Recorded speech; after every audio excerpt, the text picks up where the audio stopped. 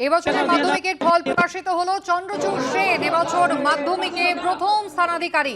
ইতিমধ্যেই পার্থপ্রতিম রায় তিনি পৌঁছে গিয়েছেন শুভেচ্ছা জানাতে চন্দ্রচূড় সেনকে। প্রথম স্থানাধিকারী চন্দ্রচূড় কোচবিহার রামভোলা হাই স্কুলের ছাত্র, তার প্রাপ্ত নম্বর 693।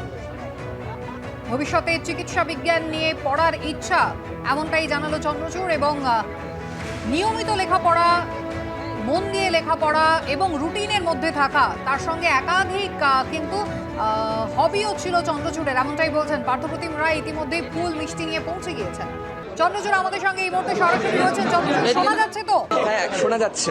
তোমাকে অনেক শুভেচ্ছা অভিনন্দন জানাই, কেমন লাগছে বলো? সব থেকে বড় কথা, সকলের প্রত্যাশা রাখতে পারছি একাধারে, তো সেটা অবশ্যই একটা আনন্দঘন বিষয়। এরপরে চন্দ্রচূড় কি নিয়ে পড়বে, কি ভেবেছো এখনো পর্যন্ত?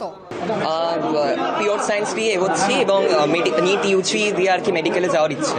পড়াশোনা শুরু হয়ে গেছে? হ্যাঁ, পড়াশোনা শুরু হয়ে গেছে। বাড়িতে বাবা মাও কি চান তুমি ডাক্তারি পড়বে? বাবা মার এমনটাই ইচ্ছে?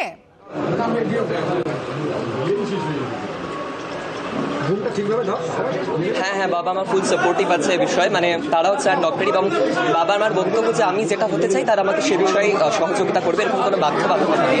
তো সেই দিক থেকে আমি বেশ খানিকটা এই বিষয়ে স্বস্তি। ডাক্তারি বেরোনোর পর কি বলছেন বাবা মা?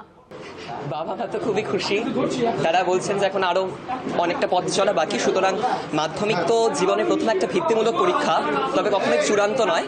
এরপরে আরো অধ্যবসায়ের মধ্যে দিয়ে নিজের লক্ষ্যকে আত্মস্থ করাই এখন, মানে তারা বলেছে যে এই পিছনে আমাকে ছুটতে হবে এবং অবশ্যই সেই দিক থেকে নিজেকে সার্বিকভাবে প্রস্তুত করা। একেবারে চন্দ্রচূড়, তুমি আমাদের সঙ্গে থাকো। মাধ্যমিকে দ্বিতীয় স্থানাধিকারী সাম্যপ্রিয় গুরু এই মুহূর্তে আমাদের সঙ্গে সরাসরি রয়েছেন। পুরুলিয়া জেলা স্কুল থেকে সাম্য এবারে দ্বিতীয় স্থান অধিকার করেছে। সাম্যপ্রিয়, কেমন লাগছে বলো? শুভেচ্ছা অভিনন্দন। হ্যাঁ, ভালো লাগছে। সাম্য, কতটা পড়াশোনা করেছিলে? মাধ্যমিকে দ্বিতীয় স্থান চারটিখানি কথা নয় তো? হ্যাঁ, তা পড়ে তো ছিলাম, না হলে রেজাল্ট হবে কেন? কতটা পড়েছিলে? বাকিরাও তো জানতে চায়, পরের বার যারা পরীক্ষা দেবে তারাও জানতে চায় মাধ্যমিকে দ্বিতীয় হওয়ার রহস্যটা কি? মানে আমার আগে কোনো নির্দিষ্ট কোনো শিডিউল ছিল না আমার। মানে যখন 10-এ উঠলাম তখন তো অতটা বেশি পড়তাম না, তারপর যখন মক টেস্টগুলো শুরু হলো, তারপর যখন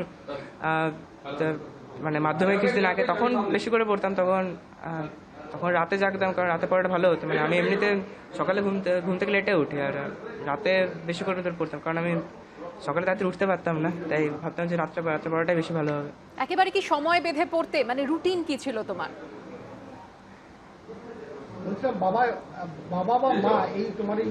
না, নির্দিষ্ট কোনো রুটিন ছিল না। যখন মানে যে সাবজেক্টটা মনে হতো যে এই সাবজেক্টে বেশি পড়া উচিত, তখন ওটা পড়তাম। মানে কোনো নির্দিষ্ট শিডিউল ছিল না। সাম্যর প্রিয় বিষয় কি? হ্যাঁ, প্রিয় বিষয় তো মানে ফিজিক্যাল সায়েন্সটা ছিল, ফিজিক্স কেমিস্ট্রিটা। তাহলে এরপরে কি নিয়ে পড়বে? এবারে পিসিবি নিয়ে পড়বো, কারণ মানে ডাক্তারি লাইনে যেতে চাই, তাহলে পিসিবি নিয়ে পড়াটা ঠিক হবে।